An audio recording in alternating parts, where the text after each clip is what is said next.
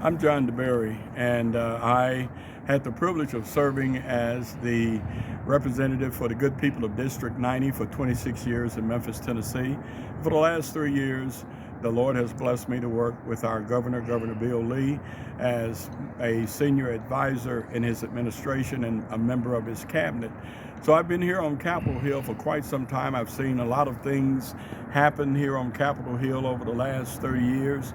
And one of the things I want to say to those of you who might hear this message is this is a time that all of us must understand that our nation, our republic, our democracy, and everything that we believe in, everything that our forefathers, our grandfathers and great-grandfathers and great-grandmothers fought for and stood for, is being tested and tried at this particular time. This is a time when we've got to decide what it means to be an American. Does it mean that we have a constitution that gives us our freedoms and our rights to worship God as we please? Does it mean that we as parents have the right to raise our children as we see fit in the nurture and admonition of God? Does it mean that we believe in the scripture and the biblical definition of marriage?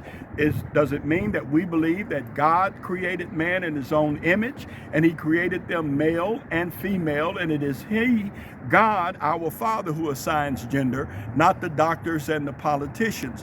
What do we believe? What do you stand for? And it's time for we as Americans, we the people, to make a decision to stand for those things that are right. Everybody has a right to believe what they choose, but no one side gets to make all the decisions, gets to make all of the rules, and everyone else has to acquiesce, or they are a bigot, a racist, an Uncle Tom, or some other derogatory term that is thrown in their direction. What we've got to do is decide that as Americans, that America is worth standing for, it's worth fighting for, it's worth dying for. And countless thousands of men and women have given their last measure of devotion so we can have the freedoms that we have. Ronald Reagan said something one time. He said that freedom is only one generation from extinction. Martin Luther King said we may have come to this nation or to these shores on different ships, but we're all in the same boat now. In essence, we've got to do what is right, and we've got to stand on what it means to be an American, and that means that we have a constitution that is based on the scripture, and it gives us the rights as children of God.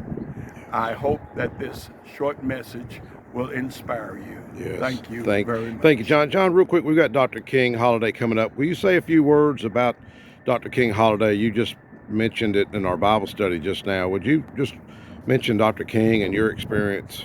As we come up on Dr. King's birthday, we must not turn that holiday and that birthday into just a day that we have a day off of work, or that we buy ribs and barbecue, or that the family gets together. It's got to be a day that we reflect on a man that placed his life on the line.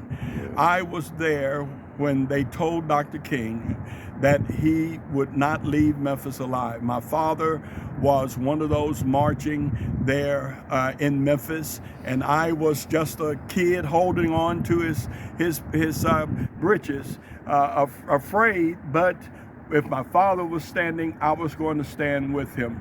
I heard Dr. King make that last speech about going to the mountaintop and that he may not get there with us. Yes. It bothered me as a young man to hear him say that he might not leave Memphis alive, but Dr. King didn't run, he didn't flinch, he didn't apologize, and he stood with and for the people.